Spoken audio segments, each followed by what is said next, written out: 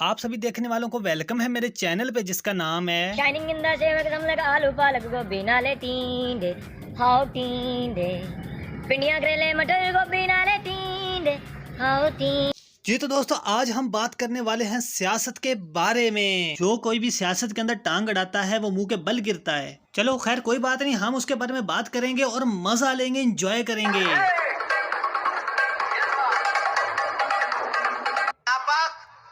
Prime minister को निकालें और इसकी जगह हम किसी और शरीफ आदमी को बिठाएं जो कि और शरीफ आदमी को बिठाएं जो कि और इसकी जगह देखे यहाँ पर एक बात गौर करने वाली है, ये किस शरीफ आदमी की बात कर रहे हैं। ऐसा कौन सा शरीफ है जिसकी ये बात कर रहे हैं, लेकिन नाम के ही शरीफ हैं लेकिन काम का कोई शरीफ नहीं है। अगर कोई यहाँ पर शरीफ होता तो बिलावल बाजी की इस तरह से हंसी ना निकलती जैसे ये हंस रहे हैं। ख्वाजा आसिफ साहब ने कहा हम तो अमेरिका के बगैर रह ही नहीं सकते, वो तो वेंटिलेटर है हमारा, हम घुटनों पे आ जाएंगे अगर अमेरिका ने कोई कदम उठा लिया। ऐसे भी अगर करेंगे तो फिर कहां से हम बराबरी की सतह पे ताल्लुकात मेंटेन करेंगे। देखें कि beggars can't be choosers. Please understand that.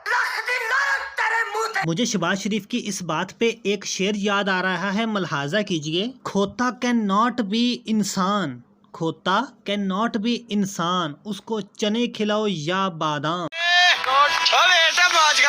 वैसे यार मुझे नहीं पता सियासत क्या चीज है, लेकिन जो बंदा अपनी पूरी की पूरी कौम को ही भिखारी कह दे वो खुद तो भिखारी हो सकता है लेकिन कौम नहीं। भाई शर्म से डूब के मर जाओ। भिखारी तो आप लोगों ने इकट्ठे किए हुए हैं जो कभी बकरियों की तरह खरीद कर ले आते हो और कभी इधर लेके जा रहे हो और कभी उधर। तो बराए मेहरबानी अगर भिखारी कहना है तो खुद को कहें, इस कौम को नहीं, क्योंकि ये कौम बहुत अमीर है। आज तक जितने भी हुक्मरान आए हैं उन्होंने इस मुल्क की आवाम को टैक्सेस के जरिए बहुत खाया है, लेकिन इसके पास से कभी पैसे खत्म नहीं हुए। ये आवाम वाकई ही बहुत अमीर है। बड़ी अच्छी बात कही है।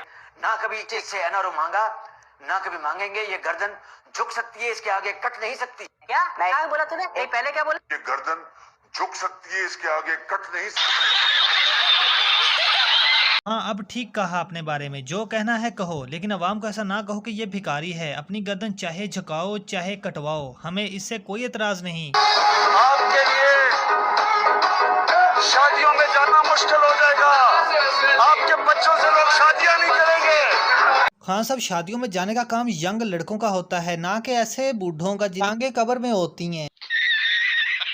अच्छा अब बात यह है कि इमरान खान के खिलाफ तहरीक के अदम एतमाद पेश की गई, लेकिन अपोजिशन ने बंदे खरीद के अपने नंबर पूरे कर लिए, लेकिन वो स्पीकर को खरीदना भूल गए। तो फिर क्या हुआ भाई साहब, स्पीकर ने अपना आकर गुस्सा निकाला। रूलिंग देता हूं कि अदम एतमाद की करारदाद आइन और कौमी मुख्तारी व आजादी से मुनाफी है और रूल्स और ज़ाब्ते के खिलाफ है। ये करारदाद में मुस्तरद डिसअलाउ करने की रूलिंग देता हूं। ईवान की कार्रवाई रोक की जाती। स्पीकर साहब ने अपना सारा गुस्सा 1 मिनट में निकाल दिया और ऑपोजिशन के सारे खर्चे पर पानी फेर दिया। स्पीकर साहब के फैसले के बाद अदम एतमाद का कुछ इस तरह का हाल था।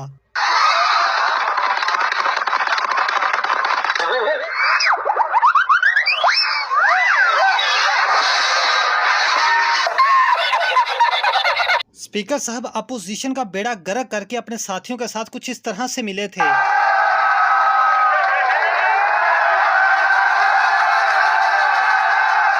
ये तो बात होगी हुकूमत वाली साइड की, अब अपोजिशन की बात करते हैं। अपोजिशन के अंदर सबसे ज्यादा दुख शहबाज शरीफ को हुआ था।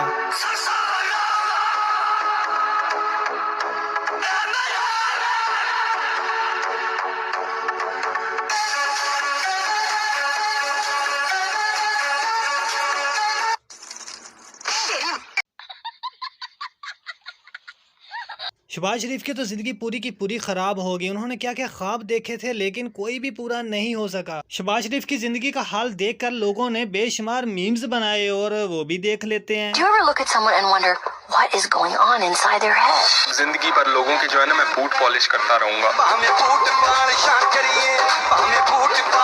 मस्ती का मैंने सुना था नवाज शरीफ साहब वापस आने लगे थे अपने मुल्क, लेकिन उनकी तबीयत अचानक खराब हो गई और उनकी टिकट तक बुक हो गई थी, वो भी कैंसिल करनी पड़ी। अगर वो पाकिस्तान आ जाते तो उनका कुछ ऐसा हाल होना था।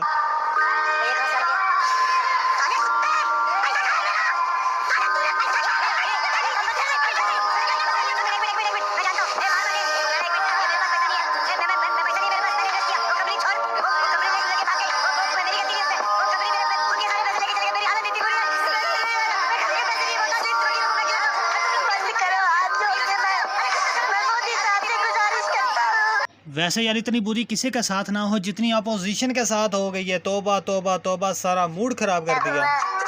कैसे हुआ, कब हुआ, क्यों हुआ, जब हुआ, कब हुआ, ओ छोड़ो ये न तो आखिर में भाई साहब एक और मीम देख लो और थोड़े से मजे ले लो। अम्मी जान कहती थी, नवाज शरीफ आप इतने बेगैरत हो, मुझसे बोलो मुझसे, आप इतने बेगैरत हो। अरे कौन भौंक रहा है ये बदतमीज? बिलावल भुट्टो। जी तो दोस्तों ये थी एक छोटी सी वीडियो। ये वीडियो सिर्फ एक एंटरटेनमेंट के लिए बनाई गई थी, इसको ज्यादा सीरियस लेने की जरूरत नहीं है। आप जिस मर्जी पार्टी को सपोर्ट करते हो, चाहे तहरीक इंसाफ को चाहे अपोजिशन को, तो इसमें मेरा कोई दोष नहीं है भाई। आप लोगों को वीडियो अच्छी लगे तो लाइक करें और चैनल पर नया तो सब्सक्राइब करें। मिलते हैं किसी नई वीडियो में किसी नई रोस्ट वीडियो के साथ। तब तक के लिए यासर को दीजिए इजाजत। अल्लाह हाफिज।